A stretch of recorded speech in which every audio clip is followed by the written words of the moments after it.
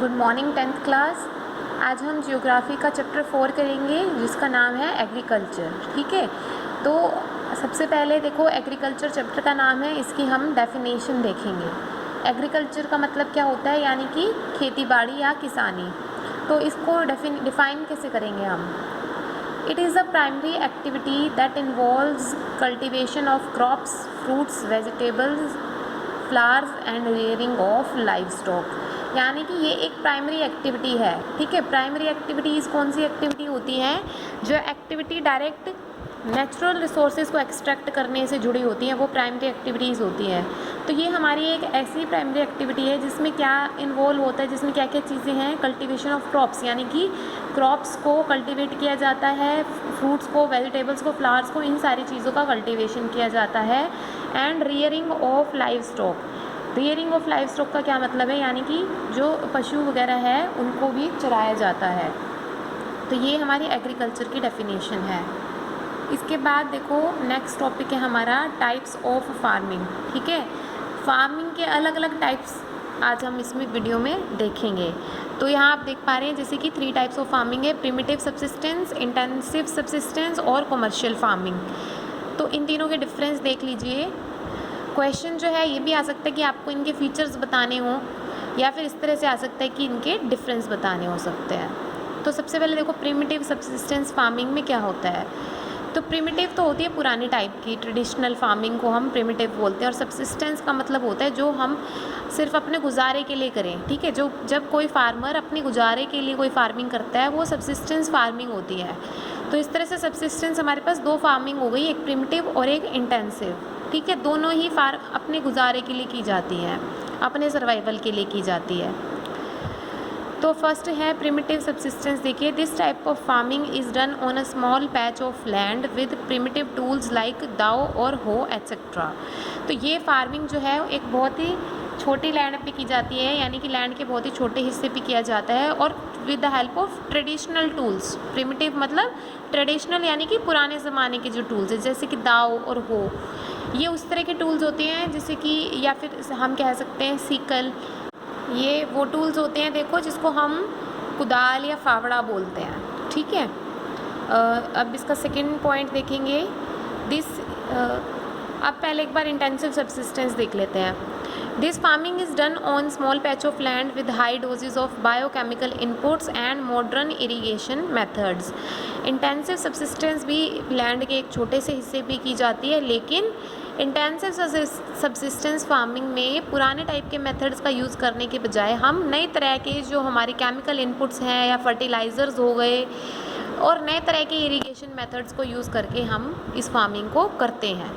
ठीक है, high doses of biochemical inputs, इसका मतलब क्या है, यानी कि जो बहुत ही हाई क्वालिटी के फर्टिलाइज़र्स हैं, केमिकल फर्टिलाइज़र्स हैं, और मॉडर्न इरिगेशन मेथड्स हैं कोई, तो उनको जैसे कि ट्यूबवेल्स या इससे भी जो मॉडर्न इरिगेशन हमारे मेथड्स हैं उनको यूज़ करके इस फार्मिंग को करते हैं। तीसरी फार्मिंग है हमारी कॉमर्शियल फार्मिंग। ठीक है, कॉमर्शियल का मतलब क्या होता है, जो बिज़नेस के लिए की जाती है फार्मिंग, उसको हम कॉमर्शियल फार्मिंग बोलते हैं। This is done over a large area of land with high doses of modern inputs like HYV seeds, chemical fertilizers etcetera. तो इस फार्मिंग में भी हम नए तरह के मॉडर्न इनपुट्स का यूज़ करते हैं, जैसे HYV सीड्स हो गए या फिर केमिकल फर्टिलाइजर्स। बट इसमें और इंटेंसिव सब्सिस्टेंस फार्मिंग में ये डिफरेंस है कि कॉमर्शियल फार्मिंग में हम बहुत ही बड़ी लैंड पे फार्मिंग करते हैं, बहुत ही बड़ी लैंड पे खेती करते हैं, क्योंकि ये फार्मिंग की जाती है जो प्रोड्यूस होता है, जो कि हमारा प्रोडक्शन होता है उसको बाहर बेचने के लिए। ठीक है, ये सिर्फ अपने सर्वाइवल के लिए नहीं की जाती, ये अपने प्रोडक्शन को बाहर बेचने के लिए की जाती है, जबकि इंटेंसिव सब्सिस्टेंस की जाती है सिर्फ अपने सर्वाइवल के लिए। ठीक है, और HYV सीड्स कौन से सीड्स होते हैं, इनकी फुल फॉर्म होती है हाई यील्डिंग वैरायटी सीड्स। ठीक है, हाई यील्डिंग वैरायटी सीड्स, यानी कि ऐसे सीड्स जो कि बहुत ज़्यादा यील्ड देते हैं, यानी कि जो बहुत ज़्यादा प्रोडक्शन देते हैं, उनको हम हाई यील्डिंग वैरायटी सीड्स कहते हैं। HYV की आप फुल फॉर्म भी लिख सकते हो, देखो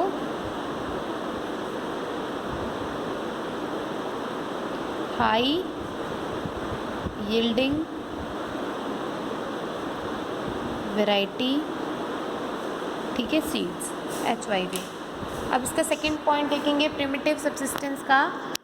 this is done to fulfil the needs of farmers family, ठीक है। प्रिमिटिव सब्सिस्टेंस किस लिए की जाती है? फार्मर की फैमिली की ज़रूरतों को पूरा करने के लिए। और इंटेंसिव सब्सिस्टेंस देखेंगे, this is done in areas of high population pressure on land. Intensive subsistence कहाँ की जाती है?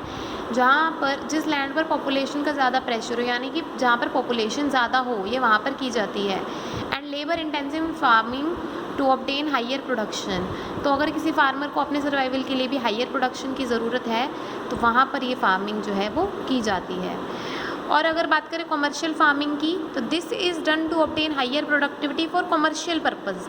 ये कमर्शियल पर्पज़ के लिए हाइयर प्रोडक्टिविटी ऑब्टेन करने के लिए की जाती है। कमर्शियल मतलब बाहर बेचने के लिए, बिज़नेस के लिए, ट्रेड के लिए। तो अपना बिज़नेस चलाने के लिए जो फार्मिंग की जाती है वो कमर्शियल फार्मिंग होती है, ठीक है। अब हम कुछ एग्जांपल्स देख लेते हैं। ये हमारी प्रिमिटिव इंटेंसिव है। तो प्रिमिटिव इंटेंसिव का एग्जांपल क्या है? Slash and burn agriculture. ये आपने पहले पुरानी क्लासेस में भी पढ़ा है, स्लैश एंड बर्न एग्रीकल्चर। और इसका कुछ और नाम भी होते हैं, जैसे कि इसको हम झूमिंग बोलते हैं या फिर शिफ्टिंग कल्टीवेशन भी बोलते हैं, ठीक है। अब ये होता क्या है? स्लैश और बर्न एग्रीकल्चर, झूमिंग, शिफ्टिंग कल्टीवेशन, ये सारे एक ही चीज़ के नाम है, एक ही फार्मिंग के नाम है। ये होती कैसे है? तो ये शिफ्टिंग कल्टीवेशन को जस्ट डिफाइन किया हुआ है। A patch of land is cleared and burned the left over. तो लैंड के एक हिस्से को साफ़ कर दिया जाता है, यानी कि पेड़ काट दिए जाते हैं, और जो बचता है फिर उसको जला दिया जाता है। Crops are grown and harvested, ठीक है। इसके बाद वहाँ पर जो बचा हुआ है वो वहाँ पर राख बन जाता है, और उसी राख में क्रॉप्स को उगाया जाता है और बाद में हार्वेस्ट कर लिया जाता है, उनकी कटाई कर ली जाती है। Then farmer move to another place and abandon the land to regain its fertility. इसके बाद फार्मर जो है वो किसी और जगह पे कोई और जगह ढूंढते हैं और उस लैंड को अबेंडन यानी कि उसे ऐसे ही खुला और बेकार छोड़ दिया जाता है, ताकि वो लैंड जो है वापस बहुत सालों बाद अपनी फर्टिलिटी को, वो लैंड जो है वो उपजाऊ हो जाए थोड़े टाइम बाद, ठीक है। तो ये हमारा एग्जाम्पल था प्रिमिटिव सब्सिस्टेंस का, जिसको हम बोल रहे हैं यहाँ पे शिफ्टिंग कल्टीवेशन, ठीक है। ये इसी को डिफ़ाइन किया हुआ है। अब एग्जाम्पल एक यहाँ पर देख लेते हैं हम। कमर्शियल फार्मिंग का एक एग्जाम्पल है हमारा प्लांटेशन, ठीक है। प्लांटेशन क्या होता है? A single crop is grown on a large area, for example tea, coffee, sugar cane etcetera.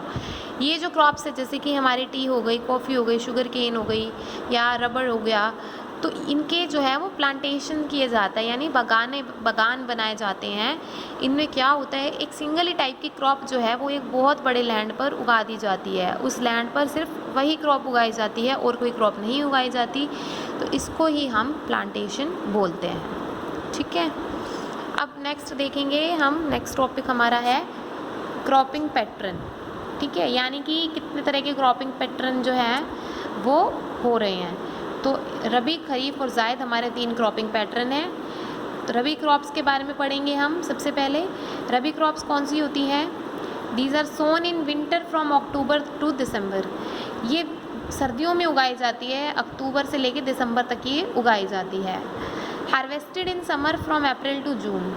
और ये इनकी कटाई कब की जाती है? समर में, गर्मियों में की जाती है। अप्रैल से लेकर जून तक जो है इनकी कटाई हो जाती है।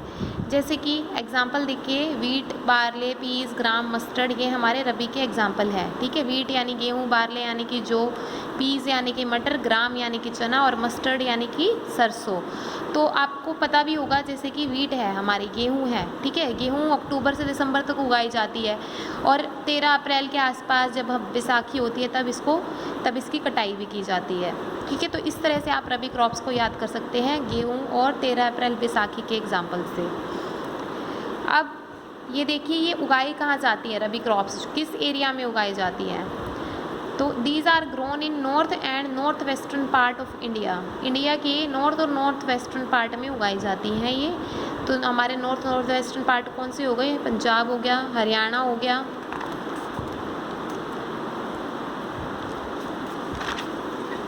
हिमाचल प्रदेश, जम्मू कश्मीर, उत्तर प्रदेश, उत्तराखंड, राजस्थान, इन एरियाज़ में जो है वो हमारी रबी क्रॉप्स उगाई जाती है। नेक्स्ट है हमारी खरीफ क्रॉप्स।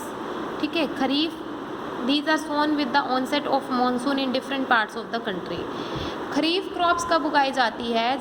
जैसे मानसून अलग अलग पार्ट में बढ़ता है कंट्री के, तो उसी टाइम पे खरीफ क्रॉप्स उगाई जाती है। ठीक है, आप 9th क्लास में पढ़ चुके हैं, मानसून हर जगह थोड़ा अलग अलग टाइम लेता है पहुंचने में, तो उसी के साथ साथ ये क्रॉप्स उन जगहों पर उगाई जाती है। These are harvested in September to October. Monsoon में उगाई जाती है और सितंबर अक्टूबर तक ये जो है वो हार्वेस्ट भी कर ली जाती है। ठीक है, इसके कुछ एग्जांपल्स हैं हमारे, एक सेकेंड, इसके एग्जांपल्स देखेंगे। Paddy, maize, jowar, bajra, pulses, cotton, jute, groundnut, soybean, sesamum, tur, moong, urad, ये सारे जो हैं हमारे खरीफ के एग्जांपल्स हैं, ये आपको याद रखने हैं। आगे देखते हैं, generally grown in Assam, West Bengal, Orissa, Bihar. कहाँ पर उगाई जाती है खरीफ क्रॉप्स? असम में, वेस्ट बंगाल में, उड़ीसा में, बिहार में, आंध्र प्रदेश, तेलंगाना, केरला, कर्नाटका, तमिलनाडु और महाराष्ट्र। तो हम कह सकते हैं कि ये नॉर्थ ईस्ट और थोड़ा सा साउथ के रीजन्स में जो है खरीफ क्रॉप्स को उगाया जाता है। अब देखेंगे, आप खरीफ को ऐसे भी याद रख सकते हो कि देखो मानसून के ऑनसेट पे उगाई जा रही है, तो मानसून जो है वो साउथ इंडिया से होके आता है, साउथ से पहले वो नॉर्थ ईस्ट की तरफ जाता है, तो इसी तरह से आप स्टेट्स के ऑर्डर भी याद रख सकते हो कि ये कैसे उगाई जा रही हैं। आगे देखिए, zaid crops. These are grown between the season of rabi and kharif crops during the summer months. ठीक है, जायद क्रॉप्स कब उगाई जाती हैं? जो रबी और खरीफ क्रॉप्स के बीच का मौसम है, जिसमें जो कि गर्मियों के महीने होते हैं और रबी और खरीफ के बीच के मौसम के महीने हैं, उसमें जायद क्रॉप्स को उगाया जाता है। और इसके एग्जांपल जैसे कि देखिए, watermelon, musk melon, cucumber, vegetables, fodder crops. तो जैसे आप देखते हैं कि वाटरमेलन हो गया, ठीक है, वाटरमेलन आपको पता है 1-2 महीने के लिए आते हैं, या मस्क मेलन 1-2 महीने के लिए ये सब चीज़ें आती हैं, तो ये उन महीने में ये सब चीज़ें उगाई जाती हैं। तो ये हमारा क्रॉपिंग पैटर्न यहाँ पे ख़त्म होता है। आज के लिए इस वीडियो में हम इतना ही करेंगे, इसके बाद नेक्स्ट टॉपिक हम नेक्स्ट वीडियो में करेंगे।